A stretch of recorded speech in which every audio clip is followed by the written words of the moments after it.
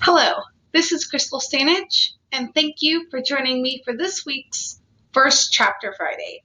Today I will be reading from Mrs. Morris and the Ghost of Christmas Past by Traci Wilton. This title is available on the Hoopla app. Hope you enjoy. Chapter 1. It was dark at 7:30, the 17th of December, when Charlene Morris entered Bella's Italian Ristorante with her parents, Brenda and Michael Woodbridge.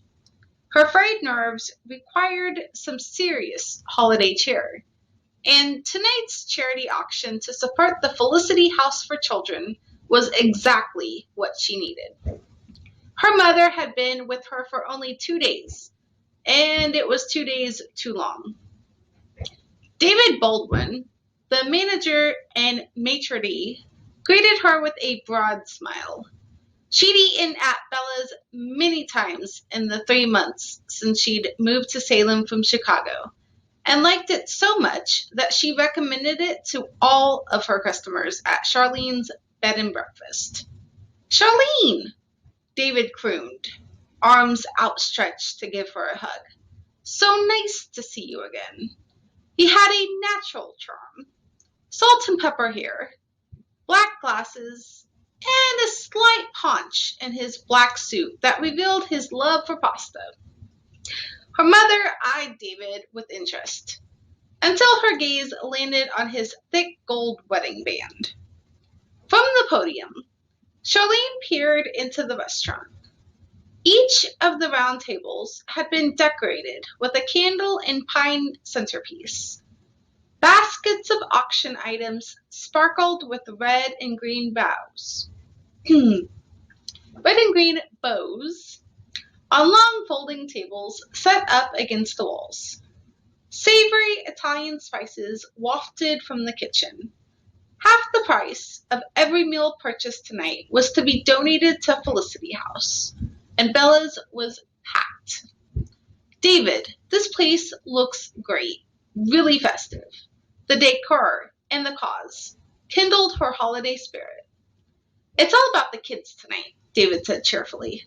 She'd read the big news in the local paper that he'd won the lottery last week. Would she still be at work if she'd won $10 million?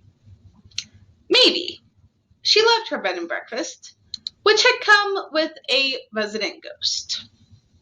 Until 3 months ago, she'd never believed in such things. But Dr. Jack Strathmore was part of the reason she required some cheer. He wasn't fond of her mother, and though he promised to never disturb the guests, he couldn't seem to help himself around Brenda. He moved her boots just out of reach and kept hiding her reading glasses. He even put salt in the water she used for her false teeth. His antics were mostly innocent and sweetly protective, but had to stop. She couldn't call him out in front of her parents, as he was visible only to her, or she'd look like she'd lost her mind, and they'd never leave. "I'm glad we reserved early," she said to David. "You have a good crowd." A metal rack in the doorway handled the surplus of coats for the evening. They handed theirs to an orange-haired teenager Charlene hadn't seen before. "A new hire?" David flung his arm toward the 10-seat bar at the rear of the restaurant. "We have a lot of supporters here for Felicity House. Even my wife has graced us with her presence."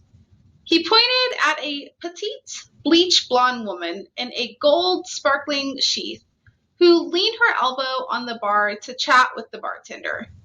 "I'll bring her by later to introduce you, Charlene." "I'd love to meet her." David peered over the rims of his black glasses as he studied her mom and dad. "Are these your parents? I think I see a resemblance." He smoothed the lapels of his jacket. No. This young lady must be your sister." Her mother tittered like a Victorian maiden. All she needed was a fan. "Oh, you sly fox. I'm Brenda, her mother. Her father reached out his hand. Michael Woodbridge. David Baldwin, manager and part owner of this lovely establishment. Part owner? Charlene hadn't realized he'd been so invested in Bella's. Would he buy the place now that he had millions? Or sell his investment and move on? You must be so proud of Charlene, David said. Her bed and breakfast is an astounding piece of property. Her father nodded. Well, her mother had to think about it before she said, It is beautiful. I'll give you that. But we miss having her in Chicago. David chose 3 menus and gestured at Jessica, waitressing tonight. Charlene genuinely liked the young woman, who had just become a physical therapist from very humble beginnings. She'd locked her cocoa brown hair to a new style at her shoulders and greeted them cheerily as she took the menus from David. Hi, Charlene. Glad you all could come tonight. Should be a fun evening. Jessica patted her red half-apron. You must be Charlene's parents. She said you'd be her dates. It's going to be super busy, so get your bids in early. I put Charlene and her family by this first window, David said, pointing to his right. Perfect. Jessica touched David's arm. Tori wants you. David's expression dimmed slightly, but he kept his smile. Enjoy your dinner. Be sure to look over the raffles and auction items. Let's give these kids a holiday to remember. And if you would like to know what happens next, please check out this title on Hoopla. And after the holidays, to kick off our winter reading program with the theme of Alaska, we will be reading Baked Alaska by Josie S. Kilpack. Thank you and have a great day.